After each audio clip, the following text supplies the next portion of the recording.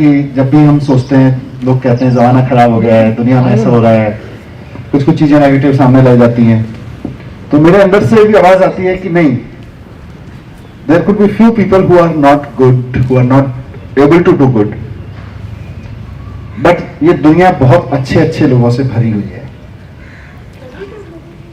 और आज की ये सुबह उस अच्छाई को सेलिब्रेट करने की सुबह है, उस अच्छाई का सबूत देखने की, उसको साक्षात देखने की सुबह है। हम सब जानते हैं कि कोविड ने हमें कितना परेशान किया है, पर्सनल लाइफ से लेके बिजनेसेस, नौकरियां, हेल्थ, सब कुछ बहुत तहस नहस हुआ है। और उस तहस नहस के बीच में हम सब की जो पढ़ाई है वो सबसे ज्यादा बिगड़ी है। नौकरियां गई, स्कूल बंद हुए, घर में बहुत बच्चों की आर्थिक स्थिति नहीं है। सिर्फ गवर्नमेंट स्कूल में नहीं, प्राइवेट स्कूल में भी बहुत सारे बच्चे हैं जिनके पेरेंट्स के पास में बमुश्किल फीस देने के पैसे भी नहीं है। वैसे में अचानक ये आफत आ गई कि भाई अब स्कूल नहीं खुलेंगे और घर पे पढ़ना पड़ेगा। तो सबसे पहली चुनौती तो हमारे टीचर्स के सामने ही थी, क्योंकि इनकी जो ट्रेनिंग हुई है वो ट्रेनिंग हुई है अच्छा पढ़ाने के लिए। जब सामने बच्चे 50 बच्चे 40 बच्चे क्लासरूम में बैठे हों तो अच्छा कैसे पढ़ाया जाए, उनकी ट्रेनिंग हुई है, उन्होंने पढ़ाई भी उसी की है, उनका पूरा एक्सपीरियंस भी उसी का है। लेकिन एक दौर ऐसा आएगा कि बच्चे क्लासरूम में नहीं आएंगे और घर पे बैठे बच्चों को ही पढ़ाना पड़ेगा, इसकी कभी कोई ट्रेनिंग नहीं हुई। उसके बावजूद हमारे टीचर्स ने जिस तरह से कमान संभाली, और पिछले 7-8 महीने में कम से कम मैं दिल्ली गवर्नमेंट स्कूल, दिल्ली के प्राइवेट स्कूल के टीचर्स के बारे में भी यही बात कह सकता हूं कि हमारे दिल्ली के टीचर्स ने जिस तरह से कमान संभाली, हमारी एजुकेशन को गिरने नहीं दिया। So that's a big thing.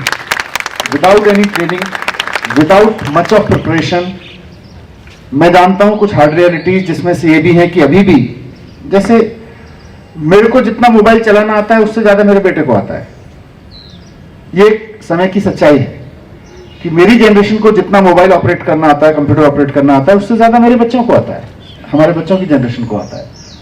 और हमसे पहले भी एक जनरेशन है थोड़ी और बड़ी, समझ लीजिए 5-10 साल पुरानी।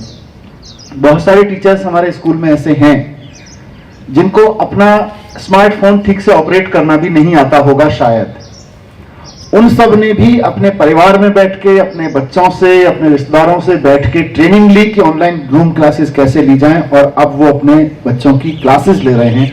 Really really heads off to those teachers.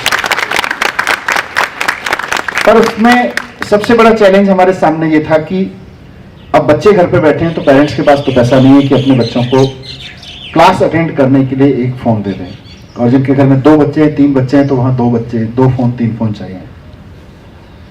पिछले साल तक, मैंने पहले भी इसका जिक्र किया, पिछले साल तक दिल्ली सरकार की इकोनॉमिक कंडीशन बहुत शानदार रही। We have been working honestly, we have been collecting tax honestly, और जब ईमानदारी से राजनीति करते हैं तो खूब पैसा आता है। हमारे पास खूब पैसा आया सरकार के पास, और हमने खुल के खर्च किया। मुझे याद है पिछले साल 5000 लड़कियों की, 5000 बच्चों के साथ इंटरेक्शन करते हुए त्यागराज स्टेडियम में मुझे एक लड़की ने कहा कि साहब हमको फीस देनी पड़ती है, हम तो गरीब परिवार से आते हैं, हम फीस कैसे दें।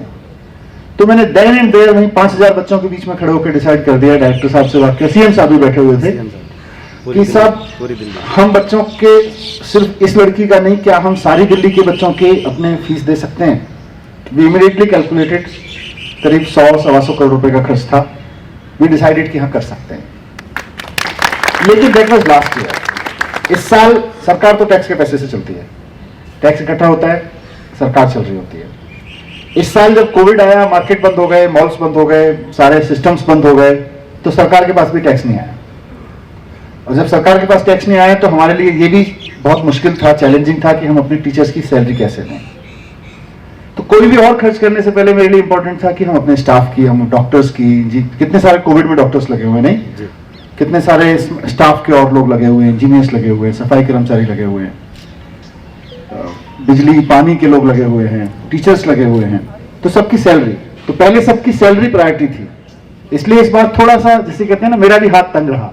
वरना मैंने कैलकुलेट किया कि हमारे दिल्ली में स्कूलों में सारे मिला के तो गवर्नमेंट प्राइवेट में मिला के 44 लाख बच्चे हैं, पर 9th-10th मिलाएं, कुछ बड़े प्राइवेट स्कूल्स जिनको छोड़ दें, तो कुल मिला के हमारे पास 16-17 लाख बच्चे हैं 9th, 10th, 11th, 12th में, और इन सबको मिला के तो 16-17 लाख बच्चों को मोबाइल देना पिछले साल आप मेरे से पूछते तो मुश्किल नहीं था, इस साल मेरे लिए भी मुश्किल है as government, as a minister मेरे लिए भी, क्योंकि मैं पैसा कहां से लाऊं उसके लिए, जबकि सबसे ज्यादा जरूरत है। तो वैसे में बहुत सारे लोगों ने अलग अलग तरीके से सपोर्ट करना शुरू किया। हमारे एक साथी हैं जिनके नाना जी का बर्थडे था अभी, उन्होंने अपने नाना जी के बर्थडे पर कितने विक्रम, मेरे ख्याल से 100 के करीब मोबाइल सेट है ना जी सर, 100 उन्होंने 100 मोबाइल्स अपने नाना जी के बर्थडे पे गिफ्ट किए, उनकी 75th बर्थडे या कुछ उस तरह से था। तो वहां से होते होते आज जहां हम खड़े हुए हैं, I think this is the best model one can ever have. आज जो सुबह हम बात कर रहे हैं जिसकी, स्कूल के प्रिंसिपल, स्कूल के वाइस प्रिंसिपल, स्कूल के टीचर्स अगर लग जाएं तो स्कूल में रिसोर्सेज की कमी नहीं रहती, डिस्पाइट द फैक्ट कि सरकार इस बार थोड़ा सा कम पैसा खर्च कर पा रही है। उसके बावजूद ये मॉडल यहां से निकल के जा रहा है। मैं कुछ अच्छे लोग ढूंढूं, मेरी एक लिमिट है। मुख्यमंत्री जी अच्छे लोग ढूंढे कि भाई हमारे बच्चों को कुछ डोनेट करो, एक उनकी भी लिमिट है।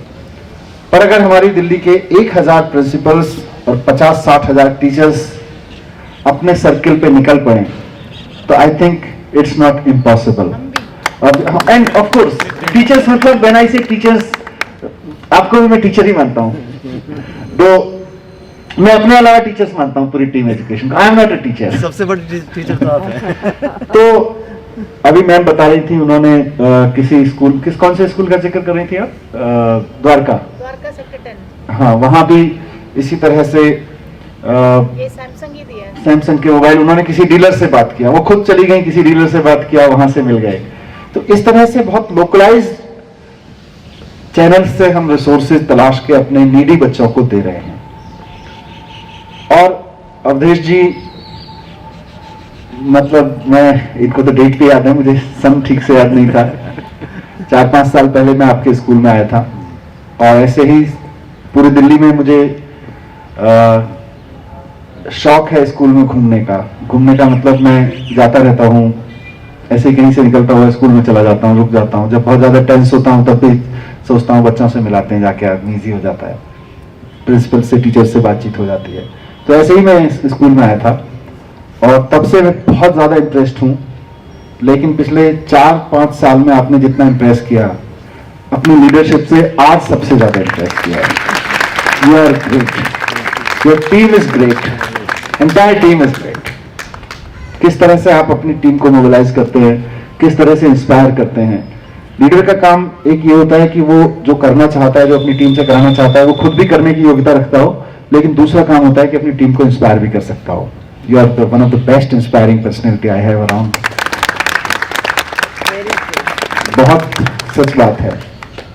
एंड बच्चों को मैं कहना चाहता हूं, you are really lucky to have a principal like him, to have a vice principal like him, who treat you like their own kids. ये लोग आपके लिए इतना सोच रहे हैं, इतना कर रहे हैं। इनके लिए आसान था ये कहना, भाई मंत्री जी ने हमारी तनख्वाहें तो सुनिश्चित कर रखी हैं, हमको क्या चिंता है, मंत्री जी ये सुनिश्चित कर देंगे, सरकार ये सुनिश्चित कर देगी कि बच्चों के हाथ में टैबलेट आ जाए तो हम भी पढ़ा देंगे, नहीं तो हम कैसे पढ़ाएं। सोच सकते थे, लेकिन ये सोच नहीं रहे, ये उससे ज्यादा आगे जाके सोच रहे हैं। इसे कहते हैं beyond the box thinking, out of the box thinking, कि बॉक्स की बाउंड्रीज में ना रह के उससे बाहर जाके सोचना। तो वाकई you always make me feel proud, and today is a special day when you are making me, not only me but the entire directorate, entire education team, entire education fraternity feel proud. And Avika, what to say about you? You are so special, you are my special guest today, and आपकी पूरी family जिस humanity के साथ काम कर रही है, that's why I especially asked how you did it. And really, as Education Minister of Delhi, I feel proud to have you in Delhi. आप जैसे दिल्ली के लोगों पे गर्व होता है, नहीं? और आपसे भी मैं यही कहना चाहता हूं बच्चों की feel do anything in your life. आप में से कौन क्या करेगा ये बहुत कुछ आपकी मेहनत पर, बहुत कुछ आपके फ्यूचर पर निर्भर है, समय पर निर्भर करेगा। लेकिन एक चीज जो आप आज से सुनिश्चित कर सकते हैं, आप इंजीनियर बने, डॉक्टर बने, मैनेजर बने, वकील बने, पत्रकार बने, फौज में जाएं, सिपाही बने, जो बने, लेकिन एक चीज आप आज से कसम खा सकते हैं कि मैं कुछ भी बनूं लेकिन ये जरूर बनूंगा कि एक अच्छा इंसान बनूंगा। इसमें कभी बदलाव नहीं आ सकता अगर आप चाहें तो। ये संभव है कि आज आप चाहें मुझे कंप्यूटर साइंस लेना है, आपका मार्क्स मैथमेटिक्स साइंस में या कोई और परिस्थिति, परिवार की परिस्थिति, आपको उससे कोई बेहतर आइडिया आ जाए, उस वक्त आप चेंज कर सकते हैं, आप डॉक्टर भी बन सकते हैं। आप ये भी संभव है कि आप कंप्यूटर साइंस में आईआईटी में एडमिशन लें और जब आप आईआईटी करके निकलें तो उसके बाद में आप सोचें कि नहीं यार, मुझे तो इंजीनियर नहीं टीचर बनना है। मेरे साथ हैं लोग ऐसे, विक्रम हमारे साथ में इंजीनियरिंग करने के बाद, बीएड करने के बाद टीचर बने। इंजीनियरिंग करने के बाद उनको लगा कि नहीं। So there are people. तो ये सब डिसीजंस लाइफ में आपके हमेशा बदल सकते हैं और बदलने भी चाहिए, कोई बड़ी चीज नहीं है। पर एक डिसीजन आज लेके जाना कि हम एक अच्छा इंसान बनेंगे। हम अपने काम से whatever we do in our life, अपने परिवार को, अपने समाज को, अपने देश को अपने काम से प्राउड फील कराएंगे। नहीं, आज इस बच्ची ने जो किया उससे हम छोड़ दें अपने आप को। आप सोचिए इनका परिवार प्राउड फील कर रहा होगा कि नहीं कर रहा होगा? हम सब प्राउड फील कर रहे हैं कि नहीं कर रहे हैं? तो हमें भी ऐसे ही काम करना है। कभी भी अपने आप जो भी करें बस इतना सोच लें आंख बंद करके कि इस काम से मेरे परिवार को, मेरे समाज को या मेरे देश को प्राउड फील होगा कि नहीं होगा। आप ऑफिसर बनेंगे, आपके सामने एक व्यापारी आके बैठेगा, सर 10 करोड़ का टेंडर है, बस आप 5 लाख रुपए की रिश्वत ले लीजिए, 10 लाख की ले लीजिए, 1 करोड़ की ले लीजिए, मेरे लिए दे दीजिए। उस वक्त सोचने की जरूरत पड़ेगी कि 1 करोड़ की रिश्वत लेना तो आसान है क्या, लेकिन देश उस पर प्राउड फील करेगा? 1 करोड़ से मैं हो सकता है कुछ अपने घर खरीदने के, गाड़ी खरीदने के सपने पूरे कर लूं। आपके पास में लोग आएंगे, साहब ये जो सफाई कर्मचारी हैं इनको 15,000 रुपए देने की जगह ऐसा करते हैं 10,000 दे देते हैं और 5,000 हम लोग आपस में बांट लेंगे बेईमानी करके। उस वक्त आपको डिसीजन लेना होगा कि नहीं, मैं ऐसा काम फील नहीं करूंगा जिस पे मैं खुद प्राउड फील ना कर सकूं। तो ये मैं चाहता हूं आप लोगों से, कर सकते हैं? Decided? Good, thank you very much. All the best, best wishes for your exams, best wishes for your study and future. Thank you very much, and once again, really feel proud of you.